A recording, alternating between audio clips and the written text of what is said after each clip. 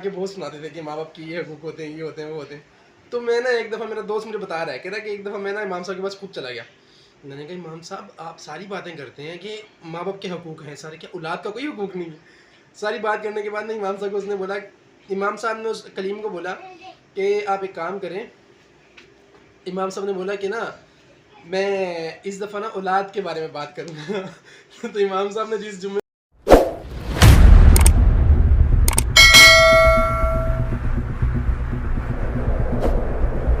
अस्सलाम वालेकुम, उम्मीद है आप सब खैर खैरियत से होंगे। आज हम बात करेंगे औलाद की तरबियत के बारे में कि औलाद की तरबियत कैसी करनी चाहिए। देखें, सबसे पहली जो दरसगाह होती है ना औलाद की, वो होती है माँ बाप की गोद। और जो औलाद, जो बच्चा माँ बाप से सीखता है ना, जो बचपन में सीखता है, वो जवानी में कभी भी नहीं सीख सकता। और बचपन की याद की भी बातें इंसान को मौत तक नहीं भूलती।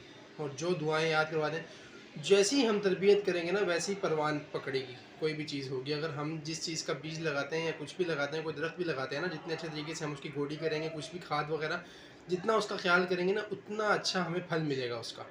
और तरबियत, और हम मुसलमान हैं इसलिए हमारी जो उनसी तरबियत हो, सबसे पहले हमारी जो बुनियाद हो वो इस्लाम पर हो, कि इस्लाम के मुताबिक हमारे बच्चों की पूरी तरबियत हो। सबसे पहले देखें कि अभी जो भी हम ना कुछ भी अपने बच्चों को सिखाते हैं, सबसे पहले आजकल का माशरा चल रहा है उसके हिसाब से देखा जाए तो सबसे पहले बच्चों के हाथ में मोबाइल दे दी जाते हैं, या तो कोई ट्यून लगा दी जाती है जिससे बच्चे सो जाएं या जाग जाएं। अगर बच्चा कुछ भी करे, कोई भी एक्टिविटी करे, उसको मोबाइल दे दी जाती है ताकि वो रोए ना, कहीं और ना जाए, सिर्फ एक जगह पे बैठा रहे।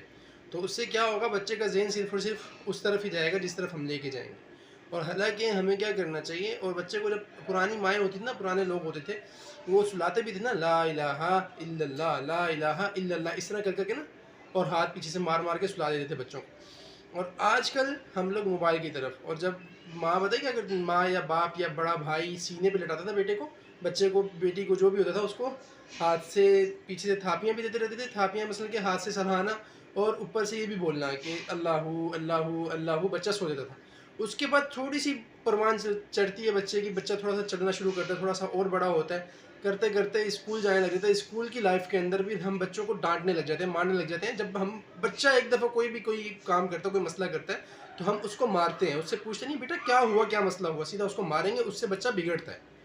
बच्चे की तरबियत जो है, बच्चे की जो तरबियत है अच्छे तरीके से की जाए, ताकि बच्चे को जब सबसे पहले हो, उसको अगर मारेंगे तो फिर वो आइंदा झूठ बोलेगा। अगर वही उसने गुनाह किया होगा, वही गलती की होगी, तो वो बच्चा झूठ बोलेगा। फिर उसको पता होगा कि यार पहली दफ़ा तो जब मैंने सच बोला था तो मुझे साथ सख्ती हुई थी, मुझे मारा गया था, मुझे डांटा गया था, तो अब मैं क्यों सच बोलूँ। फिर बच्चा बच्चा तो बच्चा है ना, बच्चे का ज़हन फिर उस हद तक महफूज रह जाता है।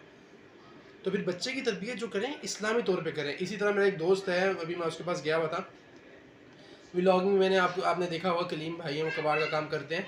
तो उनके उनका उनका क्या नाम है उसका, जब कलीम भाई के पास हम लोग गए, तो वहाँ पे मैं गया ना, आज तो उन्होंने पता क्या बात बोली, कहते कि यार मेरे वालिद साहब ना, हमारे नज़दीक मस्जिद है बलोच मस्जिद, वहाँ पे थे बलोच मस्जिद में हमारे वालिद साहब थे, जाते थे जुम्मा पढ़ने के लिए।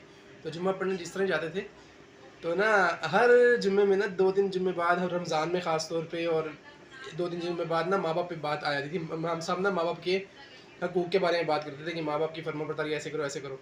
तो अब्बू ना हमारे घर पे आके बहुत सुनाते थे कि माँ बाप की ये हकूक़ होते हैं, ये होते हैं, वो होते हैं। तो मैं ना एक दफ़ा, मेरा दोस्त मुझे बता रहा है, कह रहा है कि एक दफ़ा मैं ना इमाम साहब के पास खुद चला गया। मैंने कहा इमाम साहब आप सारी बातें करते हैं कि माँ बाप के हकूक़ हैं सारे, क्या औलाद का कोई हकूक़ नहीं है? सारी बात करने के बाद ना इमाम साहब को उसने बोला, इमाम साहब ने उस कलीम को बोला कि आप एक काम करें। इमाम साहब ने बोला कि ना मैं इस दफ़ा ना औलाद के बारे में बात करूँगा। तो इमाम साहब ने जिस जुम्मे में औलाद के बारे में बात करनी थी ना, उस जुम्मे को उसके वालिद साहब ही नहीं गए जुम्मा पढ़ने।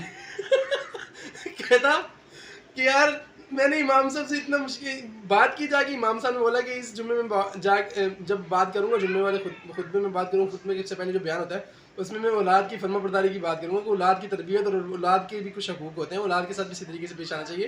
कहता उस जुम्मे में मेरे वालिद साहब जुम्मा पढ़ने नहीं गए, तो लिहाजा ये बात तो बीच में आ गई। तो देखिए, जैसे वालिदैन को चाहिए होते हैं ना औलाद से हकूक़ सारे, और वालिदैन को भी चाहिए कि अपनी औलाद की तरबियत उस लिहाज से करें। और मैंने बात पिछले टॉपिक, आपने कल के टॉपिक में भी देखा होगा कि मैंने जो सी लड़की हैं उनके हकूक़ है, उसके पीछे वाले में देखा होगा लड़कों के हकूक़ के बारे में, हकूक़ नहीं मसलन कि लड़कों की ज़िम्मेदारियाँ, लड़कियों की ज़िम्मेदारियों के बारे में बात की।